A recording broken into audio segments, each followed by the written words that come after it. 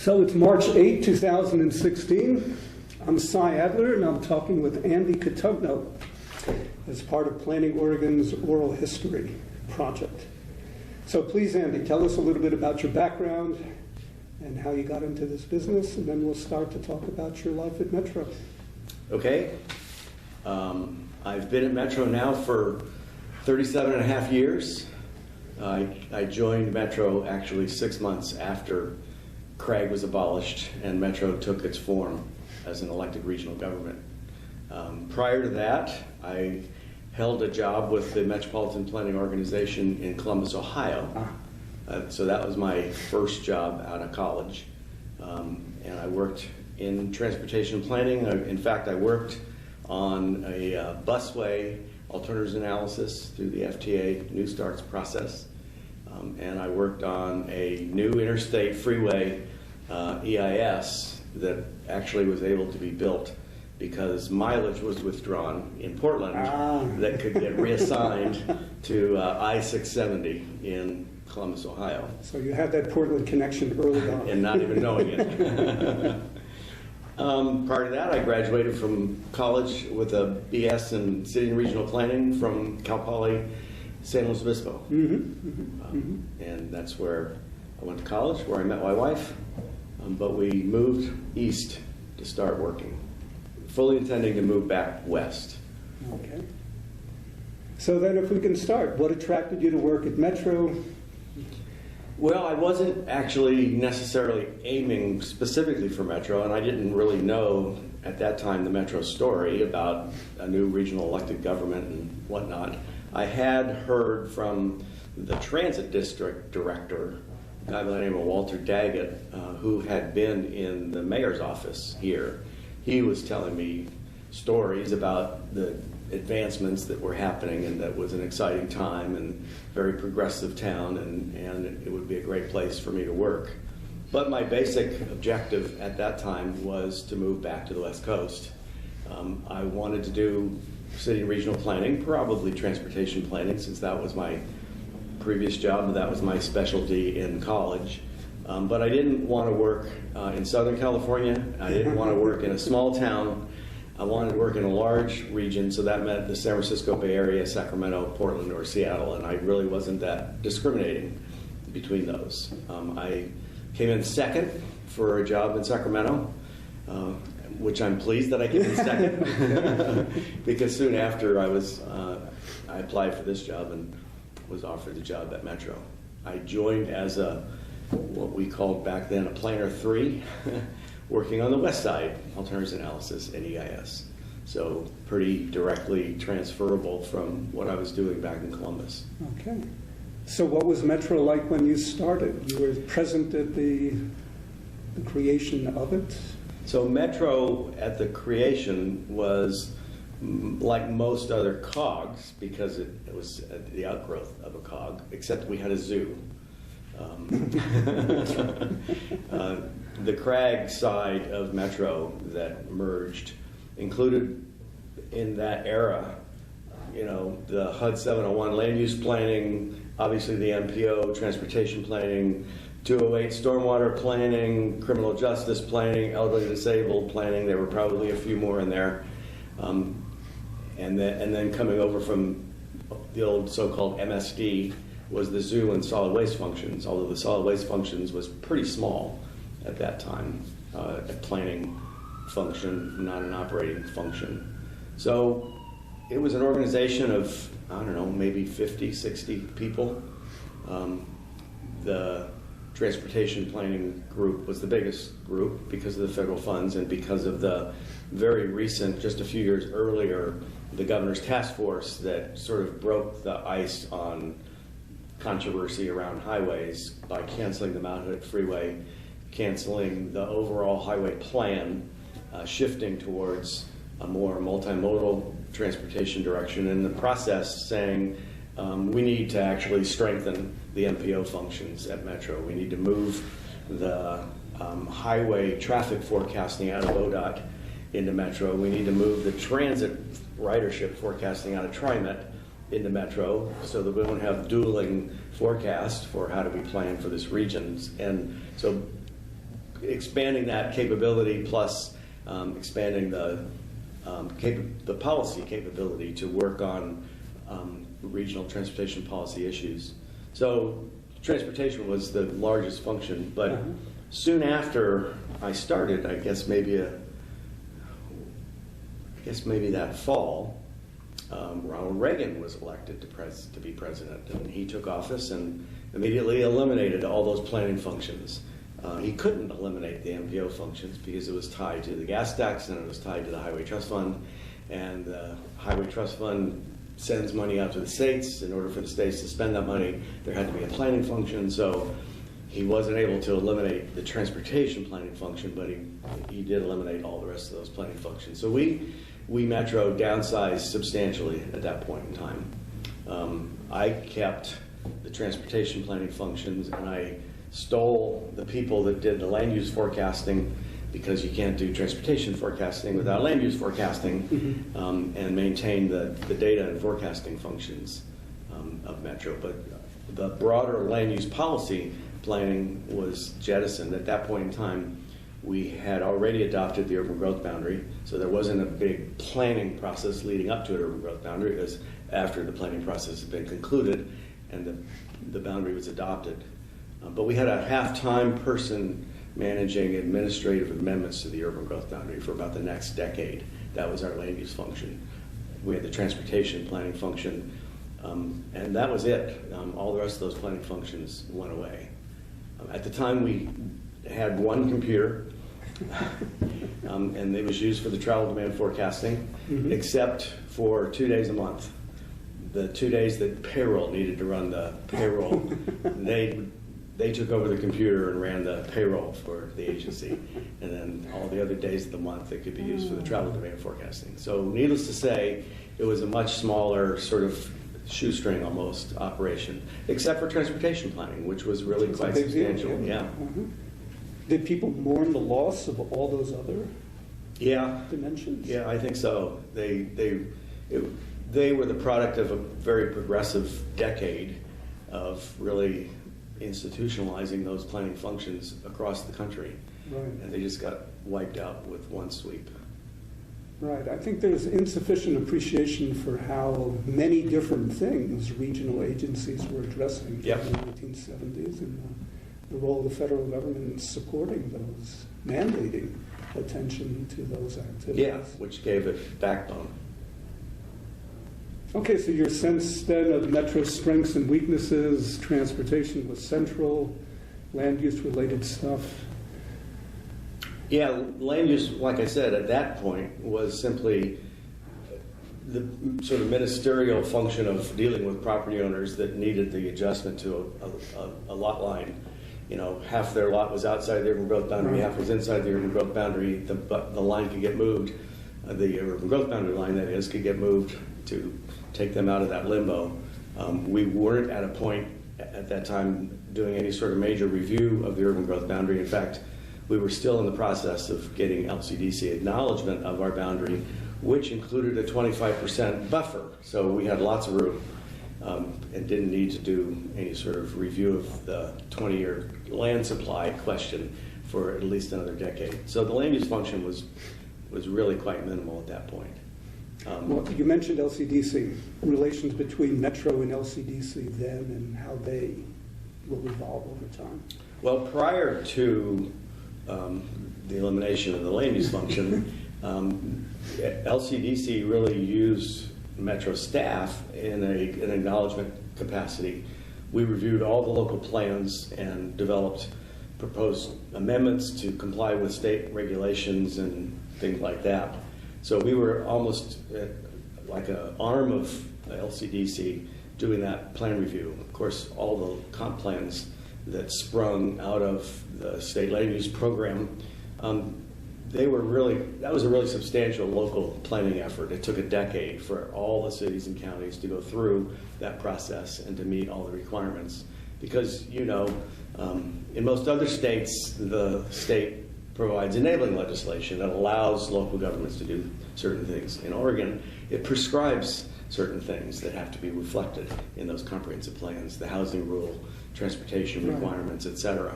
So getting all of those mandates incorporated into all those local plans was a lot of work. And some of it was obviously politically controversial.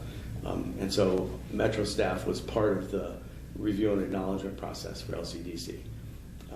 After it went away, we didn't have much of a relationship with LCDC until more than a decade later when we really ramped up our land use functions. So since then, we've had a pretty close relationship with LCDC because of the UGB review process that we go through every 5 years. And we work quite closely with them to make sure that we're dotting all the I's, crossing all the T's, and meeting all their requirements. So what was it like to be a planner in Oregon at Metro, Portland region, during this period when there were all these requirements, these mandates in place at the state level and at the regional level? When you talk to your colleagues around the country about what they were doing in comparison with what people were doing here, what was it like to be a planner at that time? Well, for the decade of the 80s, my personal involvement was again, mostly in transportation planning, and that was exciting. We had money to spend. We had the funds from the transferred Mount Hood Freeway that funded quite a variety of different projects all over the region, and we were quite active in both facilitating the decisions on how to spend that money, but then also advancing the projects that were funded and needed to go through the design and federal permitting process to go to construction. Light rail was birthed as part of that whole initiative, and so introducing light rail to the Portland region through the federal alternatives analysis process was a really big deal. So that whole decade, it was all about a well-funded both transportation planning and project implementation set of activities. As a planner that has pretty substantial involvement in land use, that era really didn't come about until 89, 90 timeframe, when Ethan Seltzer was at Metro and worked the region through a process to develop regional goals and objectives. Right. You know, what do we want to be when we grow up? What do we all have in common? What are our joint aspirations? That in turn led to our 2040 planning process. So that was clearly a major land use and transportation integrated planning process. And that was also really quite exciting because it was groundbreaking. It was very comprehensive regionally. It had a huge engagement process both at the staff to do the work, at the political to go through the decision-making process, and at the public to engage stakeholders in that overall process. And it pioneered the notion of looking farther out. The whole institution, all the local and regional planning efforts were sort of stuck in a 20-year framework. We pushed that out to 50-year. Not that you could necessarily forecast what would happen in 50 years, but you can say, if you keep doing things the way you're doing it, here's what it extrapolates to for the next 50 years. Do you want to try to bend that curve and move in some other direction? And we did. We dramatically moved in another direction with the 2040 plan. And that was, that was really quite exciting. That's when we saw, it was Rena Kuzma as executive officer that said, Metro should have a planning department. Not just a transportation planning department, and really beefed up the land use functions of the planning department. Right. So how did your role at Metro evolve over the years? I spent my first year as a transportation planner working on the West Side Environmental Impact Statement. A year later, I became the acting transportation director while the agency went through a national search to hire a permanent transportation director. At the end of that year of recruitments, and 3 failed attempts to hire a director, they made me the permanent director. And so since 1980, I've been the transportation director at Metro. In the early 90s, the land use function that Rena Kuzma had created was merged into the transportation group. And so then I was the overall land use and transportation planning director. Then we went through a period where it was separated again and then rejoined again and then separated again and rejoined again. In any event, for about 10 years, not consecutive years, but for about 10 years during the 90s and early 2000s, I was both the land use and transportation planning director. Then in 2008, I was moved out of the planning department and into the COO's office so that I could no longer deal with sort of day-to-day management, personnel, budget, contracting, all that kind of stuff, but instead devote my time and focus on the issues, the policies, the plans, and to be involved not just in the land use and transportation arena, but in what was then a large parks function of Metro, what was then a large solid waste function of Metro, that I could be engaged in some of those activities as well. So for the last, 7 years, I've been a policy advisor in the COO and council office, dealing with a variety of projects that are throughout the organization. So the relationship between the kinds of changes in your role and Metro generally over this 30-year period, and what's happening in the region and the state, what connections are there? Well, obviously, as transportation director for that almost full period, I've been heavily involved in really everything transportation. The full light rail system, major corridor studies, a western bypass examination, 5 attempts to look at Columbia River crossings of one sort or another, just you name it, any of the transportation planning functions that has gone on around here, I've been intimately involved in. In the land use arena, I was intimately involved in that whole planning process. John Freganassi led the process, but he worked for me, and so I was actively involved with those activities. And then since then, I've been actively involved with the 20-year periodic reviews of the urban growth boundary, the implementing activities to implement some of the land use visions through, for example, the natural areas program, both regulatory and acquisition, through a strong focus on development and redevelopment, especially in centers. We directly invest in transit-oriented developments to spark the market and be a catalyst to accelerate those activities. So I've been involved with a lot of those things. How has the region been changing? Well, the region is dramatically different than when I moved here. Downtown was still sort of coming out of a period of decline in the mid-'70s. You roll up the sidewalks at 5 o'clock and everybody goes home to the suburbs. That's not true anymore. I think there was more surface parking downtown than there were buildings downtown. Well, downtown is a great place today. It's more because of the city of Portland than because of Metro, necessarily. Although certainly the urban growth boundary serves to push that strong real estate market back into the center. If we had not had an urban growth boundary and like other regions had continued to spread out, Portland would have been successful downtown, but I don't think they would have been as successful downtown. If you couple that with the light rail system accessing downtown from all points of the compass, almost, that's fed a strong downtown as well. The suburbs are changing dramatically. We're seeing, a downtown Beaverton effort, a downtown Hillsborough effort, a downtown Milwaukee effort. All of these places around the region are converting into much more active, much more dense, much more walkable, much more interesting places.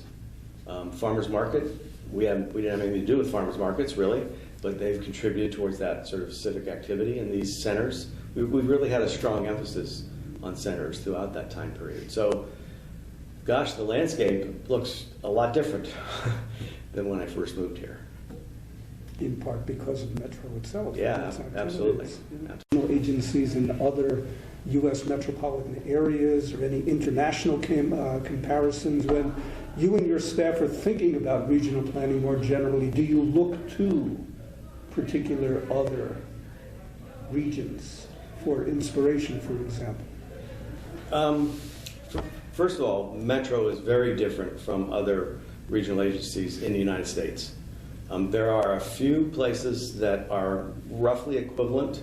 I would say Seattle metropolitan area, Minneapolis, St. Paul metropolitan area, to a large extent the San Francisco Bay Area, have really proactive planning functions at the regional level and funding responsibilities at the regional level.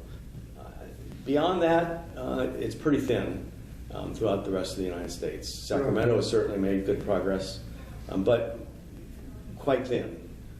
In addition, the light rail responsibilities of Metro are a function that typically is not part of a metropolitan planning organization. It's part of a transit district. It may be happening in a region, but it's not happening in an MPO. The advantage that we think we have by having it happen in an MPO is the linkage to a multimodal transportation system. If it's a transit district, they're going to want to come out with a transit solution from a process. We're looking at a more comprehensive solution and how transit fits into that more comprehensive solution. So it's a richer multimodal transportation system that we're focusing that light rail development activity around. And we have a very strong interest in making a connection between those transportation systems and land use. And that's almost entirely missing in other metropolitan areas. Land use is a parochial, local prerogative. Don't mess with my land use. And we have a very large presence in land use here. So that both of those, the transit function, the light rail function, and the land use function, mean that we do everything else that MPOs do around the region, plus those two very, very significant functions. But then beyond that, Metro is a service provider, not just, quote, a planning organization. So when we finished a regional green spaces plan, where any other planning function organization in the country would have declared their job done and then handed over implementing responsibilities to somebody else, we went out to the ballot and asked for money to implement this brand new natural areas plan. And now the parks and open spaces function of Metro is huge. We're the largest property owner in the region now because of all the open space that we've purchased. So that's entirely different than other regional organizations elsewhere in the country. Our solid waste function, we get rid of all the garbage in the region. It's a regional function. It would have probably been either local, subject to state sort of environmental regulations, but not regional. And by doing it regionally, we think that there's efficiencies that get built into the system. It also provides sort of another opportunity to really emphasize a conservation sort of philosophy. A conservation philosophy sort of permeates most of what we do. We're conserving open spaces and integrating the conservation of open spaces with our development goals. Our land use plan is conserving land from an expansion point of view by keeping an urban growth boundary and focusing that real estate energy back into redevelopment. So we're conserving land in that sense. We're conserving transportation by emphasizing other modes than just single occupant automobiles. So solid waste is another area where we can emphasize recycling, so we don't just waste our investment in landfills. So that sort of conservation ethic is pretty common. So back to the similarities and differences. No place really has those kind of interrelationships. Minneapolis-St. Paul is close because it is a metropolitan governance model. It does operate the transit system, it operates the sewer system, so those are two different service provider functions, but they are service provider functions. So in that sense, they're functional responsibilities, and they do have a substantial land use and transportation function, But their board is appointed by the governor and ratified by the Senate, so it's not directly elected. Whereas ours, if you know what they say, if you don't like what they're doing, throw the rascals out and vote somebody else in. That Right. sort of accountability is every day on the Metro Council. Right. Elsewhere in the world, Vancouver is probably our best role model. Now, they have a much stronger urban growth boundary than we do. It's called the United States border to the south, and Puget Sound to the west, and the mountains to the north. So they don't have the same kind of sprawl pressure that we do. They do east up to Fraser Valley, but not in all directions. We have that kind of sort of natural real estate force here in all directions. But in terms of what do you do inside that boundary, they're much more aggressive than we are. Their transit system is a higher grade of transit system. It's mostly separated, higher capacity, higher speed, and their downtown's amazing. So, I mean, if we look to a role model, it would be a Vancouver role model. In terms of governance, Stuttgart and Amsterdam are probably the two best regional governance models, where there is actually a elected regional government that provides that sort of umbrella for the whole region. And we've had some exchanges with both of those to sort of compare stories and collaborate. But mostly there aren't other models. Well, back in the 70s, the one major comparison was with Minneapolis, St. Paul. And the one thing that you haven't mentioned, that they had their regional tax base sharing. Yeah. And the CRAG planners back in the early 1970s were just very, very enthusiastic about the possibility of getting that here, and also how critically important that would be in trying to mitigate some of the competitive pressures among the local governments within the region. So it's an interesting story about why it never moved in that direction here. Tax-based sharing has not moved in that direction here, but regional funding measures that have the same sort of effect of raising money throughout the region and focusing it on something of regional significance, that is a break from how you might do things on an individual jurisdiction basis. So topic by topic, it sort of levels the playing field. And whether it's the convention center or the zoo or the open space acquisition, those have been regional initiatives to fund regional functions. The zoo was formerly a part of the Portland Park System. Right. And so the Portland City Council said, why are we paying all the taxes to support this thing when the users are actually regional? Well, now it's supported by regional taxpayers, not Portland taxpayers. And in the process, we've been able to go back to those regional taxpayers a number of times to improve the zoo for both the visitor and the animals. So we don't have the specific regional tax-based sharing, but we do have some of the characteristics of regional funding measures. Right. That's very interesting. So you mentioned a directly elected governance situation. So what's it been like to work with elected officials? The early elected officials were more like citizen activists. The more recent elected officials are more like politicians, Okay, so meaning that they recognize the role of an elected official in engaging public stakeholders, in educating and informing those public stakeholders, and in facilitating a broader public dialogue about an issue and driving an issue towards a certain policy direction. That, as our former chief operating officer, Michael Jordan, would say, they're the political department. The staff is not the political department. The staff is the technical functions, but the technical functions can support the political functions, but the politician has to get out there and work with their stakeholders and those that aren't their stakeholders to actually bring a conclusion to an effort. So in the last 15 years, we've had a much more proactive council than in the very early years. And it's because their organization's more mature, as is the council more mature. Could you say a little bit more about what it was like to work with a more advocacy-oriented governance board in the early years?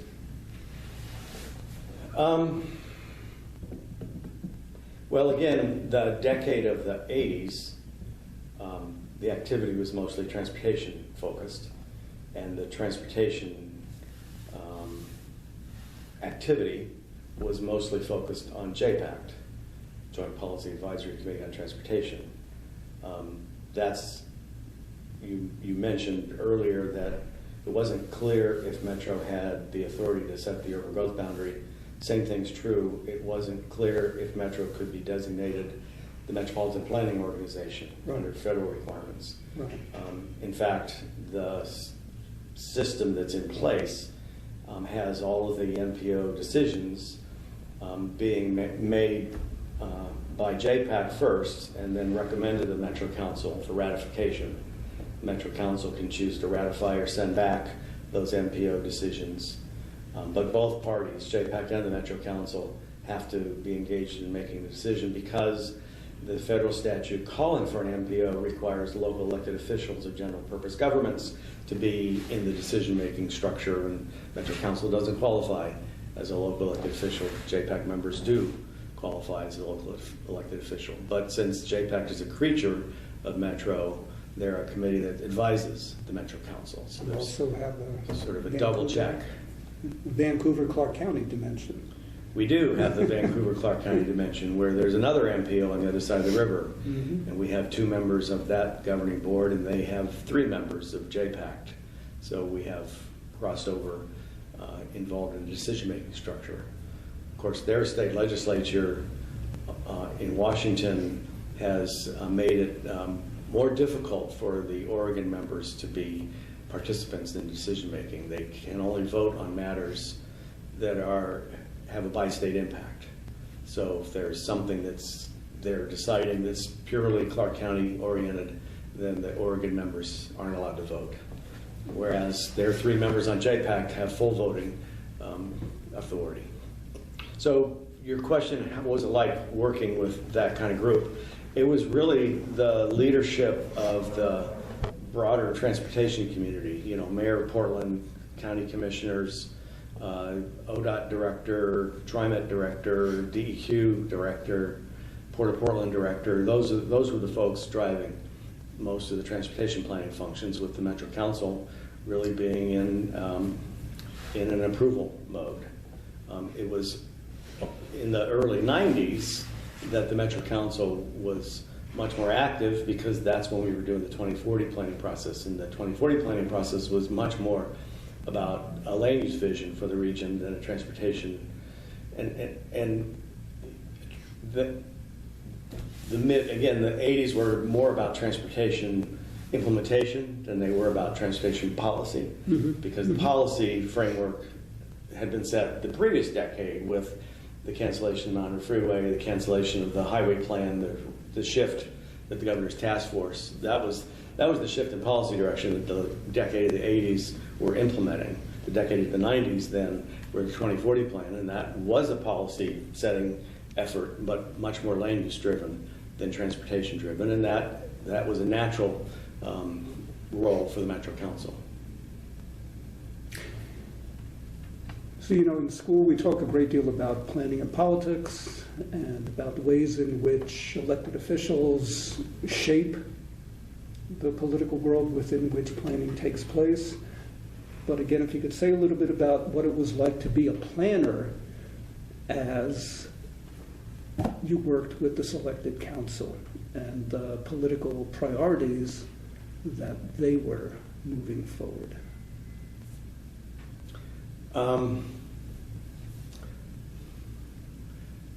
Well, the technical work of the planners is very much an element of the political process. It's the underpinnings of the political process. So we we did that work in a political environment. Right. You have to. Sure. The challenge, I think, for the planner is, when do you say the emperor has no clothes and you got to speak truth to the conclusions? Or when do you say, well, the data could lead you to this policy choice or that policy choice, and let's make sure that we understand what those two policy choices are. Let's make sure we understand what the trade-offs between what those two policy choices are. But the data doesn't dictate the right answer. The data informs a policy choice. So navigating between producing the information with integrity, but figuring out, do you say, no, that's not a legitimate policy choice, this one is, or that one is misses the mark, and if you really want another choice, then let's help frame what that other choice is. But you can't just dictate a policy direction if the information doesn't support it. And we certainly get criticism from interests that think the urban growth boundary is too constraining, for example, and so there's certainly plenty of room for debate about policy choices, but we try to keep both of those set of actors honest about what the actual facts say. Right. So maintain integrity and the quality of the information and the analysis, but understand that it's going to get used, and how do you use it effectively in a policy environment. The natural areas planning process was another one where anything that involves restricting property rights to protect natural resources gets controversial. So it's one thing to do the factual information of just mapping where the resources are located and determining which are highly significant versus not so highly significant, quality of resources. I mean, that's the technical information that needs to support the process. But the choices about what you do about that is where the policy comes into play. What we found from that process, which was always difficult because it was politically charged, but what we found through that process, generally speaking, was people could sort of understand the need to set back from a creek. The creek, the habitat along the creek is linear. Right. You can't have, a hardened section and then a natural section. It's got to have continuity in that habitat. And if you have the ability to move the building back 50, 100 feet and still have a desired development, then why wouldn't you move it back 50, 100 feet? Versus uplands, the top of Mount Talbot, right next to Mount Scott. You look at Mount Scott and you see lots of development along that hillside. Well, Mount Talbot was private property and it was looking forward to the same kind of development as Mount Scott would have. It, at that point in time, wasn't developed, but it was next in line from a property owner's perspective. They bought the property because it was a good development opportunity. So that's where using a regulatory approach to say, that's a really important habitat, you can't develop that property. Not so clear, setting back from a creek is one thing, making an entire upland area that happens to be a forest off limits, that's quite something else. If you want this protected, then you better buy it. You can't just regulate it out of development and into a natural resource protection. So the factual information is one thing to understand where is the habitat adjacent to a creek versus where is the habitat like on Mount Talbot, but the approach to protecting the habitat is quite different. A regulatory approach is acceptable to most people. Right. And there's enough people that want to see the protection that even if there's objections, the overall body politic concludes that a regulatory approach is fine. A regulatory approach on the uplands where just so-called taking of property isn't going to work. If you want the property, don't take it, buy it. Right. Same goal, different approach. So just about everything we've done has had those sorts of characteristics of a blend of technical work with policy activity associated with it. A couple other things in the long ago past, the transition from Sy and his group were coming up with an alternative to Craig. Directly electing people was the centerpiece of that because they argued a locally elected official sitting on the Craig board took a provincial view, and what was missing was a regional perspective and a governing agency that would be able to plan and implement from a regional point of view. So your thoughts about the shift from locally elected officials, as is the case in most of the rest of the United States, to a directly elected board. Did that make the sort of difference that Ron Cease and his colleagues hoped it would make? And another aspect of the switch back then was Craig, as a regional planning district, was required to produce a comprehensive regional plan. But yet Metro is not. And Cease and his colleagues concluded that it was too much for a regional agency to also do a comprehensive regional plan while all the city and county governments were doing their comprehensive plans. So what do you think about that? So first, the regional elected official versus local elected official, absolutely, I think that's critical, and I think it is a distinguishing characteristic about Metro. Elections are important activities. Elections gain public attention in a way that you don't get any other way.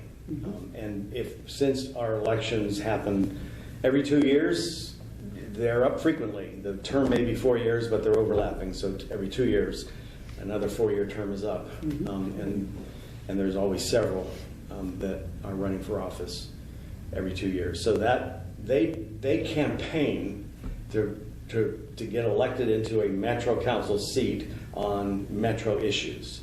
The mayor of Beaverton runs for office in Beaverton and runs for office on Beaverton issues. They don't get elected to deal with regional issues. My council does get elected to deal with regional issues, and when they're running for office and as a result getting attention of the regional voter, they're getting the attention of the regional voter on regional issues, not Beaverton. Beaverton issues are fine for the mayor of Beaverton, but they're not the same as running for office at a regional level. That said, Metro's partnership with the local elected officials is also important. Metro doesn't implement the local plans. Metro doesn't issue the building permits. You asked about a regional comprehensive plan versus local comprehensive plan. We consciously adopted a Region 2040 growth concept based upon providing a framework, based upon providing a vision within which local plans would implement that vision. The centerpiece of the 2040 plan is a series of centers: central city, regional centers, town centers, main streets, light rail station areas, all of which are intended to be, to various degrees, higher density, more in the downtown than in regional centers, but mixed use, walkable, having some degree of parking management, having good transit access. Those sort of characteristics, whether it's in a small scale or a large scale, are really the same. Obviously, downtown Portland has all of those things in spades, but a regional center is intended to be a sort of a smaller version of that same kind of characteristic. So we adopt a circle on the map that says regional center, and then we describe what are some of the characteristics of a regional center, some of those things I just talked about. But the details of the street pattern and where the sidewalks are 5 feet versus 10 feet, what kind of setback or height, what mix, all of the specifics that show up in local zoning codes, local design codes, all those sorts of things, and therefore the permitting process, that's all local. It's local, implemented in a way to try to accomplish that vision of a regional center or a town center, but it's really got to be implemented at a local level. So the difference between regional versus local decisions are important, completely independent local decisions without a regional framework also won't work. If a common theme around all those places is some degree of parking management, well, if downtown Gresham limits parking and the developer has the opportunity to go somewhere else, then you don't get your regional center goal, you get it moved somewhere else. So that means if parking management is going to happen there, it needs to happen in some of the other places as well. So you've got these sort of spillover effects. But Metro has maintained a strong linkage with local governments. JPACT is the strong linkage between the Metro Council and local governments on transportation-related matters. A decade after Metro was formed, when a Metro charter was implemented, it included institutionalizing an MPAC, a Metropolitan Policy Advisory Committee, to be sort of the mirror image of JPACT for land use related functions. So in that charter, it requires that the Metro Council consult with MPAC if it's going to adopt anything that will have an impact on local jurisdictions. So while there's a difference between running for office at the local level versus having that same person be the regional decision maker versus running for office at the regional level, it's very important to have both things happen. The mayor of Beaverton should run based on Beaverton issues for Beaverton and participate at the regional level to keep the interest of Beaverton at the table. But the regional elected officials should run for the regional elected positions and set the framework. But set the framework through interaction with those local elected officials. They both bring, their perspective to the table, and the product is better with both perspectives than with simply one of those two perspectives. In another area where there's a COG board, who is speaking up? Well, maybe the transit district is speaking up, but they usually speak up for transit issues, not for land use or road issues. The State Department of Transportation is always on an MPO board.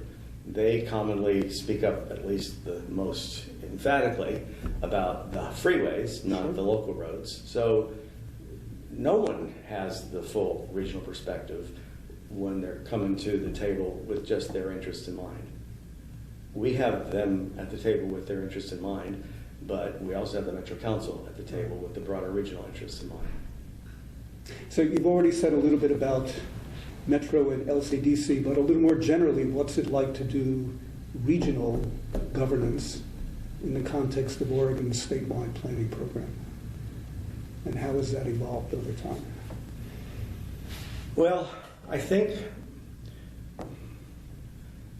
in general, the direction setting for regional planning was set through the work Ethan did with Regional Urban Growth Goals and Objectives, which was a collaborative process with local governments to say, what are our aspirations? And then the 2040 work that John Franganesi led to say, well, what do these goals look like on the ground? And what are our choices for what they would look like on the ground? Those have been the planning functions that have been very much collaborations with local governments. In both efforts, local governments were very actively engaged. But the process we went through was one that tried to accomplish a broader vision. We're not simply taking the individual pieces and stapling them together. We're trying to say, what are the choices for how the region can grow, and what does it mean for individual local plans? So that's been the sort of big picture regional planning activity. The more micro implementation of that vision is the work that we do with the urban growth boundary. It's challenging. It's challenging both technically and politically. We have a state mandate to review the urban growth boundary every 5 years. The last legislature has changed every 6 years, but nonetheless, today the requirement is to review the boundary every 6 years. And in doing so, forecast how much land we think we need, account for how much land we already have, determine if there's a shortfall, figure out if there's things we can do with the land we already have to increase the capacity and meet that long-range need without expanding the boundary, and then finally figure out if we do need to expand the boundary, how much and where do we expand the boundary. And then there's requirements about the where that emphasizes not what is the best place to urbanize, but what is the worst place to urbanize from a farm protection point of view. So there's a lot of very technical, detailed steps involved there, but within the context of very political goals that are scattered all over the place. In one important thing that we sort of pioneered as part of that process was a shift in the focus from, in answering the question, do we have enough land, shifting from an exclusive focus on vacant land to redevelopable land. When we started to do our first UGB review, we counted up the acres of vacant land, and guess what? We found a shortfall. But in digging deeper, we found that a good share of our new development was actually happening through redevelopment.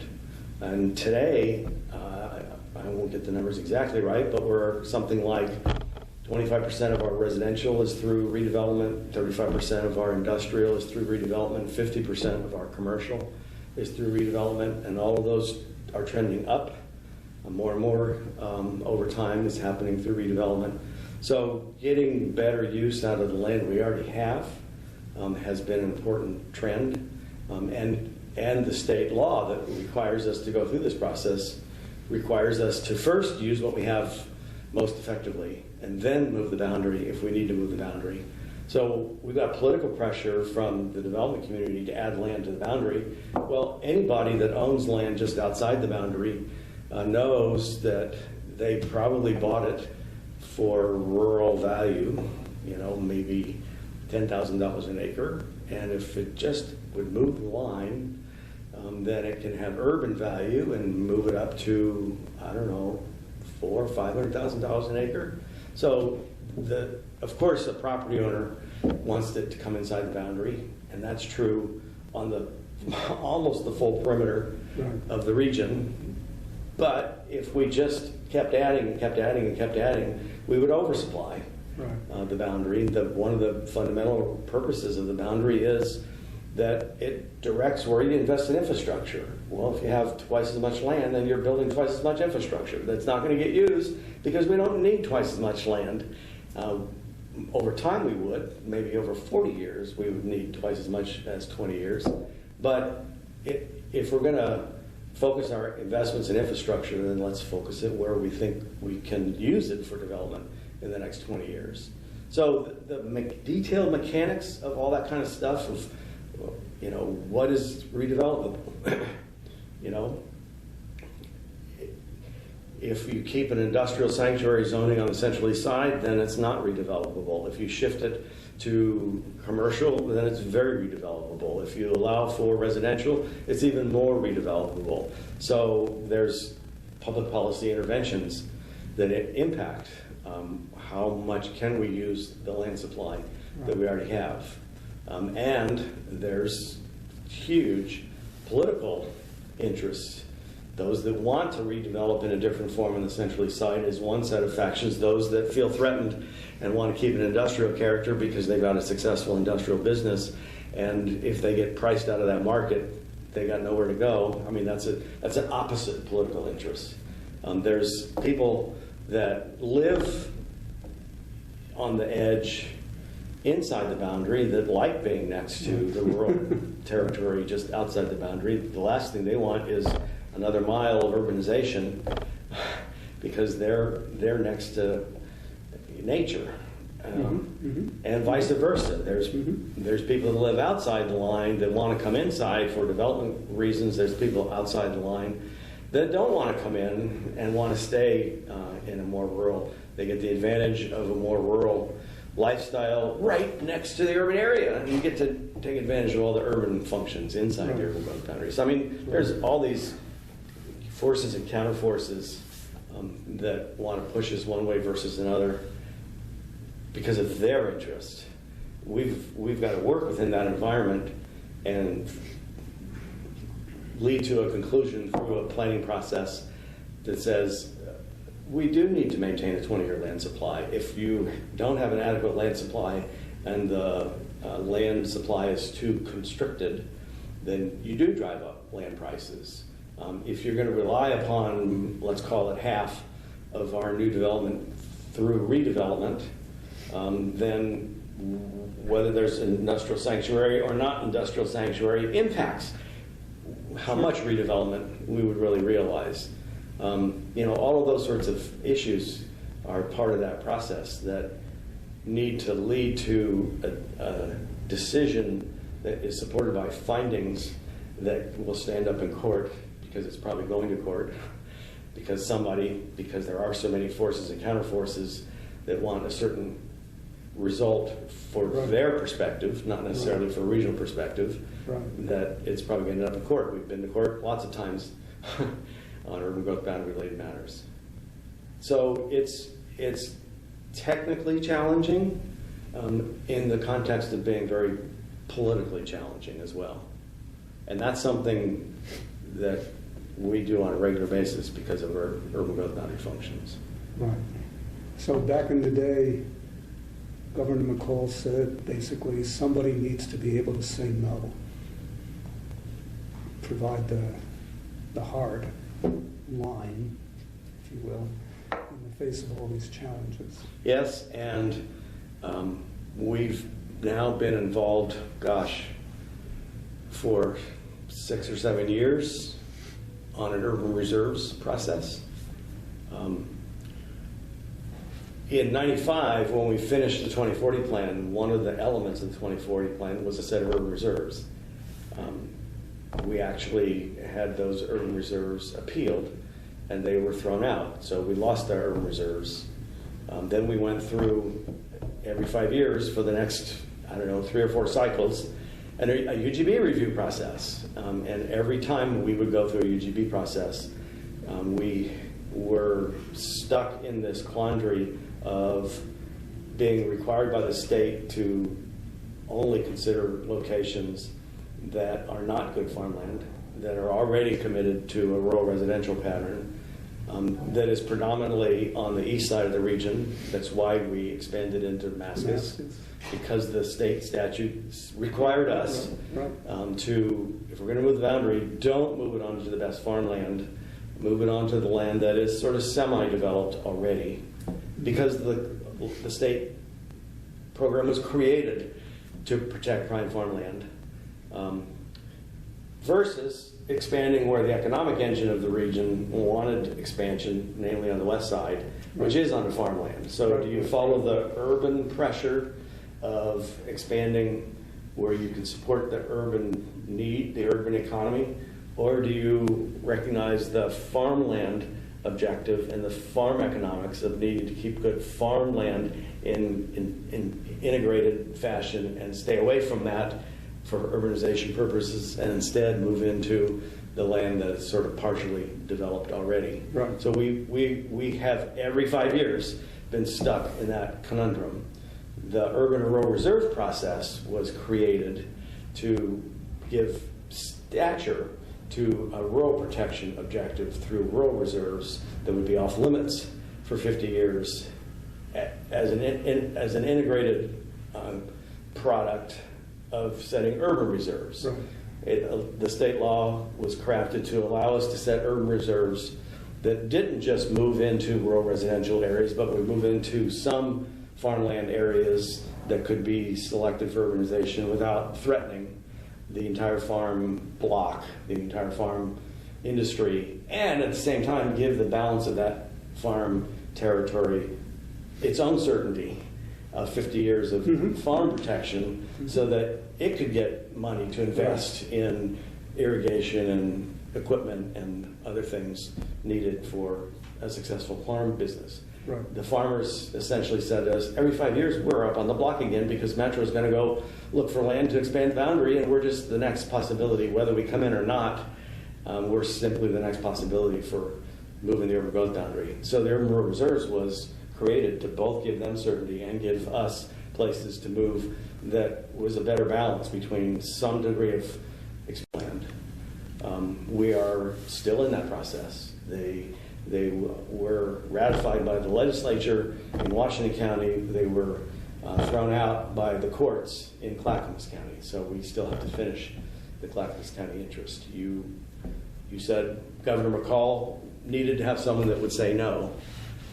Interestingly, what was the catalyst for Governor McCall initiating a state land use planning program? Charbonneau, right? Charbonneau jumped the river. You jumped the river. Craig was unwilling to say no at the time. There was, what do you mean? Was there an urban growth boundary? Yes. Oh, I didn't know that. 1970, Craig adopted an interim regional development plan, which had a boundary. Charbonneau was on the other side of the line. The local boundary commission came to Craig and said, well, what do you think about this? And Don Clark said, he was a Craig board member, no, don't do it. But he was outvoted on the board, and the board refused to take a position against Charbonneau.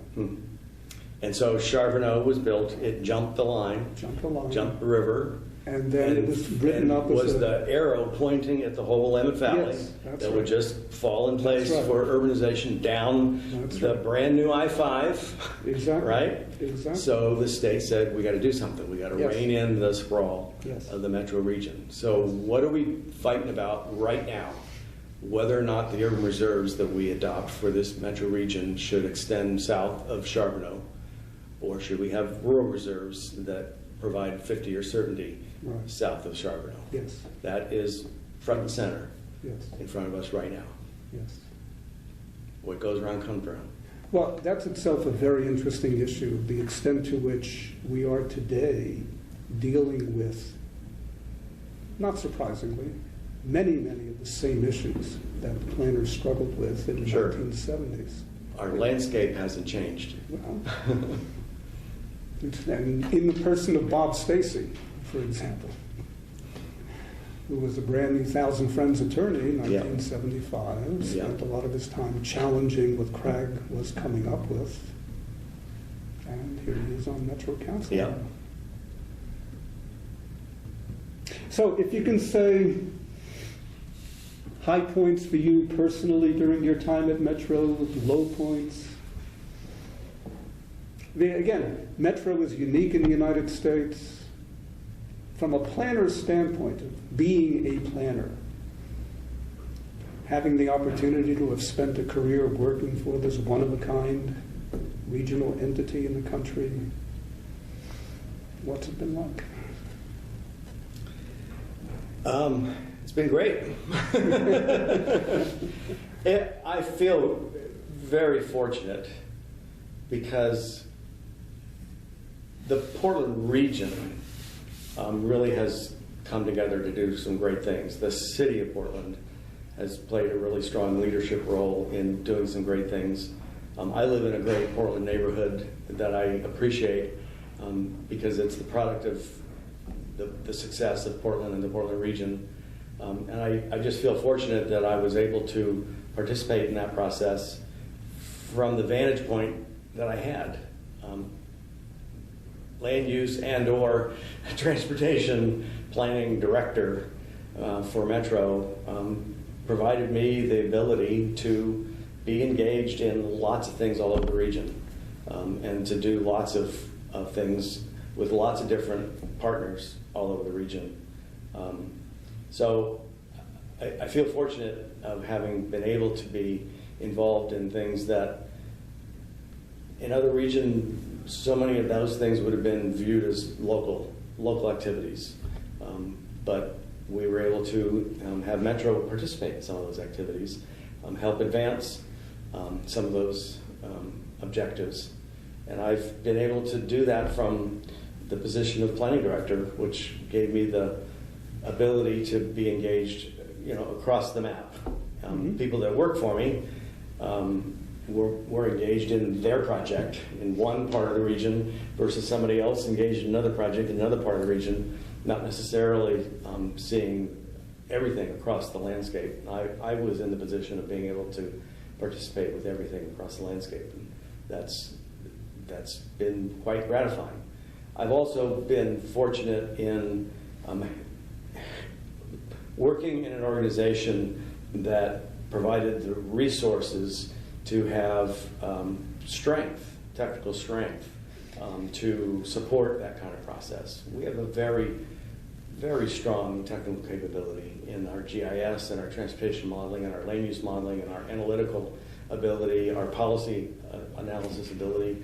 I mean, up and down the organization, we have very strong capabilities. And so, again, being able to be involved with lots of things across the region backed up by really strong capabilities within the organization, so that when we participate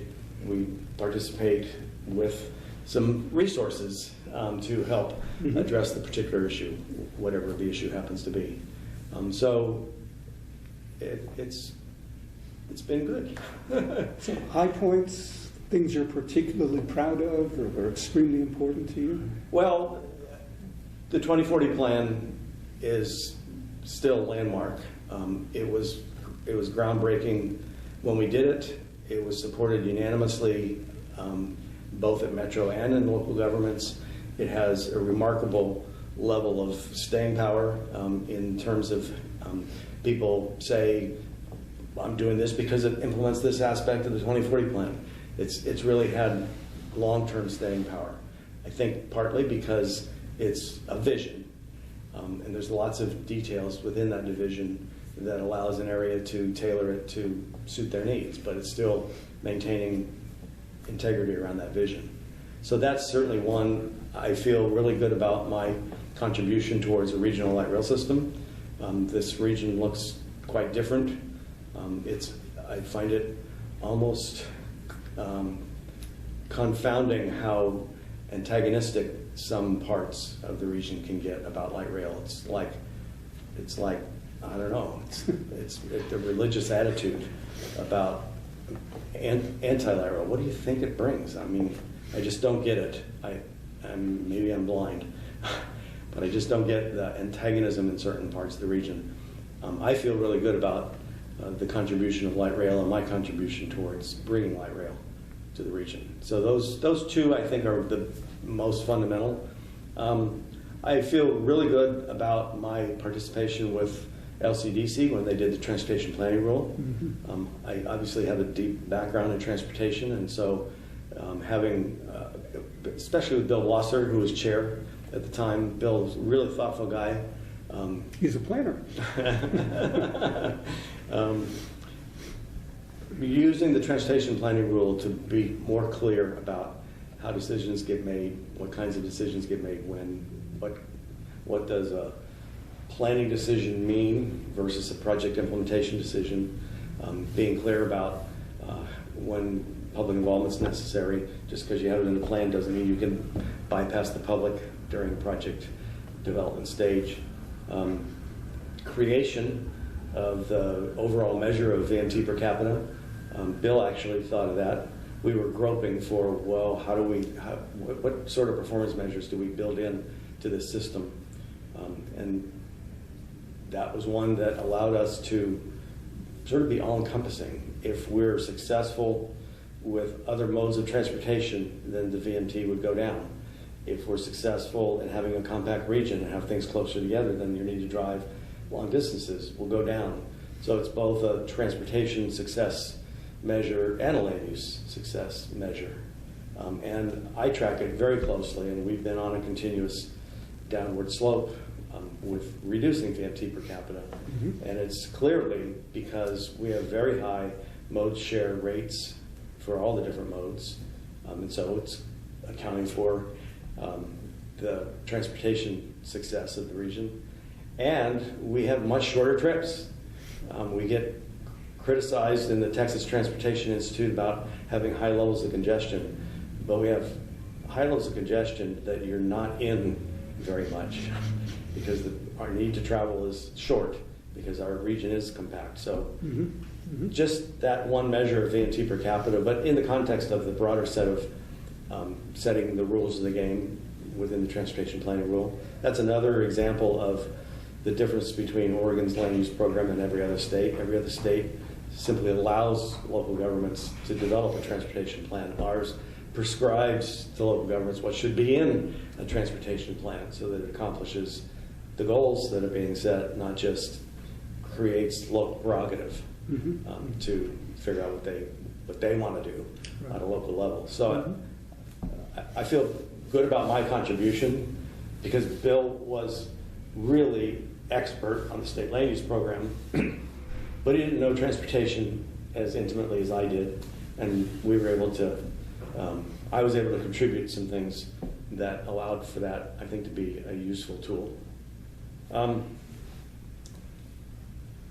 As funny as it might sound, I feel good about my participation and Metro's participation in the Western Bypass study. And as part of that, in the LUTRAC effort. ODOT was working on an environmental impact statement for a Western Bypass between I-5 and US 26 on the west side. They had two alternatives on the table. A Western Bypass close into the boundary and a Western Bypass farther out from the boundary. The LUTRAC process was able to bring money and capability to the table.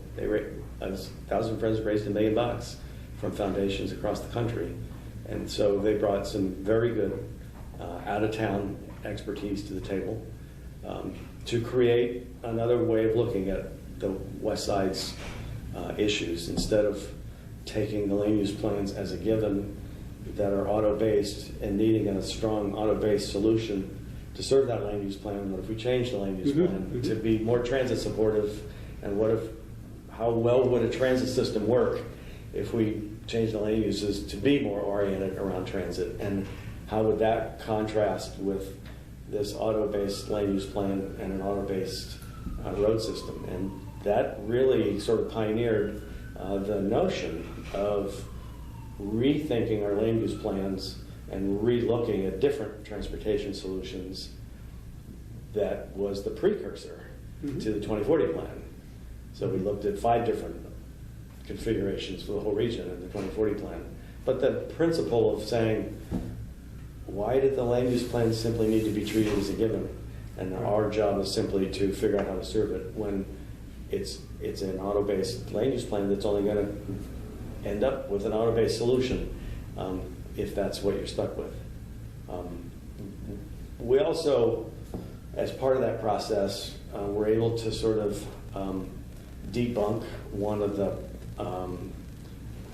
part of the rhetoric about a Western Bypass. Why is it so bad to put an urban growth boundary, or to put a Western Bypass outside the urban growth boundary? We're not moving the urban growth boundary. There's nothing about this bypass that's threatening the entire agricultural base, because we've got an urban growth boundary that protects that agricultural base. And that may be true at year 1, it may be true at year 5, it may be true at year 10, but remember, we do an urban growth boundary review every 5 years. If we build that road, it's going to be there 100 years from now. That's what? That's 25 cycles every 5 years, right? Eventually that boundary moves. And where does it move? Well, it would move where you already have facilities. Right. So it may be that in year 1 you're not threatening the agricultural base, but at year X you would absolutely move the boundary to take advantage of the infrastructure and lose the agricultural base. Furthermore, the technical analysis showed that if you build the bypass and assume that the land uses don't change, it doesn't get used much. All the land uses that create traffic are inside the boundary. It does very little. I mean, there's a few cars that move between Wilsonville and Hillsborough, but not enough to justify a full-size freeway. On the other hand, if you move the boundary and straddled the freeway, it would be full. Right. So the freeway Western Bypass proposal was an urbanization proposal. It had sheep's clothes on, right? And it did very little to reduce traffic on 217. So it was more important for us to say, 217 actually needs to be 6 lanes someday, not just 4 lanes. And that does more for the urban development pattern than a western bypass would, especially if it's accompanied with transit throughout that corridor. Remember, at the time that was happening, we didn't have a West Side light rail project. So at least half of that is light rail. The other half of that transit system is commuter rail. It's by no means as productive as light rail, but it's better than it was back when we were making those decisions. Right. So the Western Bypass helped the region understand better this linkage between land use and transportation, and then Blue Track reinforced you can get different results if you take a different approach. Mm-hmm. And we have pretty much followed the different results as codified through the 2040 plan than where we started in that process.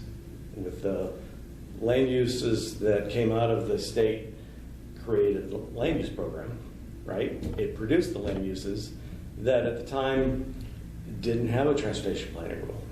And so it was a product of a statewide planning effort that was still very much an auto-based product. It wasn't until the 2040 plan was completed that we cemented together the land use direction for the region with the multimodal transportation direction that was set by the governor's task force and the cancellation of the 900 freeway.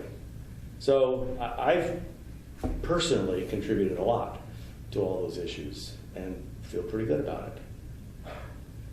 Disappointments? Disappointments.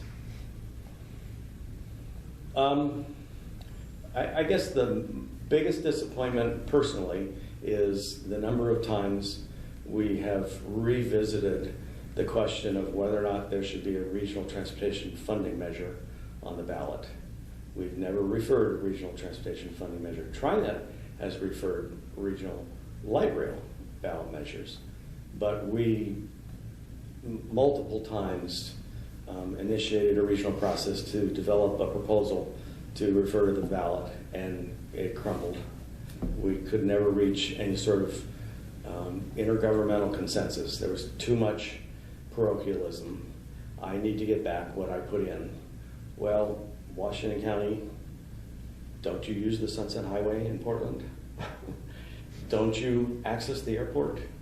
Right. We can never get past I need mine back versus there's things that I need in somebody else's transportation system that if I'm benefiting by something in somebody else's jurisdiction, Right. then it's okay. We're re-examining that question again. I hope my successors are more successful because it's been disappointing. I've personally been through probably half a dozen of those sorts of efforts over the last 25 years, and every time it crumbled in parochialism. So money still matters.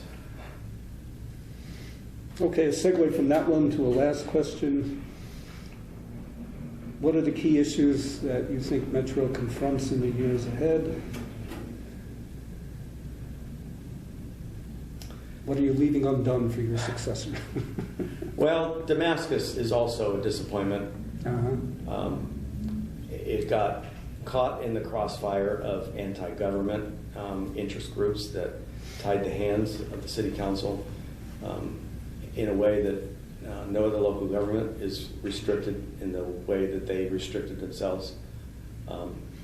That's a chunk of regional land supply that's not in the real urban market. It may be inside your growth boundary, but it's not in play. It doesn't affect the marketplace.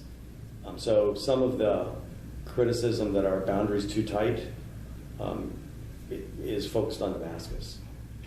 If it were in the market, then some of those forces that think we need more land would go there.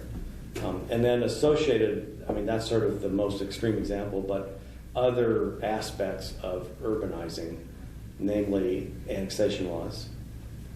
It's is not as significant as the size of Damascus, but, you know, Oregon City, Beaverton, you know, other jurisdictions around the region, there's places that either have not developed because they've not been able to get annexed, or they've developed under county jurisdiction. Annexation laws, somehow there's this belief that too many sets of voters have to say yes. The city has to say yes. The annexing area has to say yes. It's too high a hurdle to pass, and so we've got places that simply either are not developing because of not having annexation, or not developing as well as they could. And then general challenges to delivering infrastructure. If Damascus could get over its governance hurdle, the next one would be a sewer hurdle. You got to get all the pieces in place in order for a place to be developable. And it's just delivering basic public infrastructure is challenging. It's why most of the development that we've seen has been inside the original urban growth boundary, not the as amended over time urban growth boundary, because the original urban growth boundary by and large has those infrastructure elements, and it's the expanded urban growth boundary where it's challenging to get first the governance and then the infrastructure to make it developable. Not exclusively, but by and large. So undone is, I think, those aspects of land use.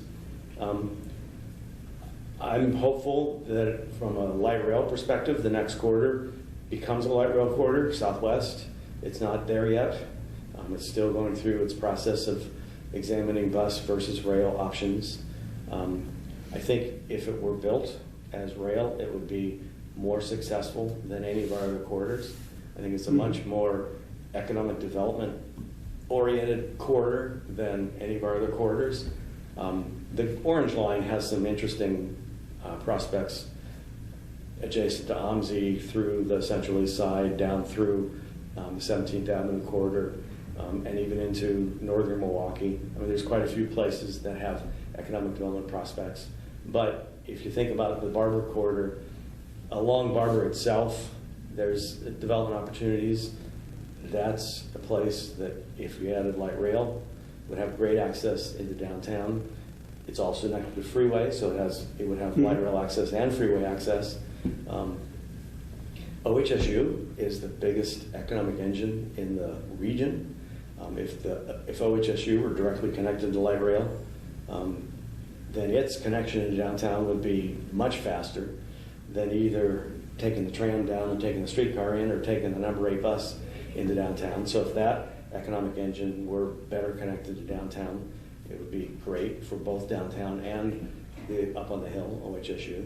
The Tiger Triangle is heading down an auto-based development pattern. It could be a much more intensive development pattern. So I think the economic opportunities along the Southwest Corridor are greater than what we've seen elsewhere. And it'd be a good ridership corridor as well. So it's one that's still hanging out, simply because we haven't gotten there yet. So there's no regrets in terms of not getting something done like Damascus, where we tried to get something done. But it is part of the regional system that still isn't concluded. And in order to be concluded, the voters are probably going to have to say yes to put up money. So that makes it more challenging. So that's still unfinished business. Anything else? I don't think so. Okay. All right. Well then, thank you very, very much. Sure. It's been a great deal of fun.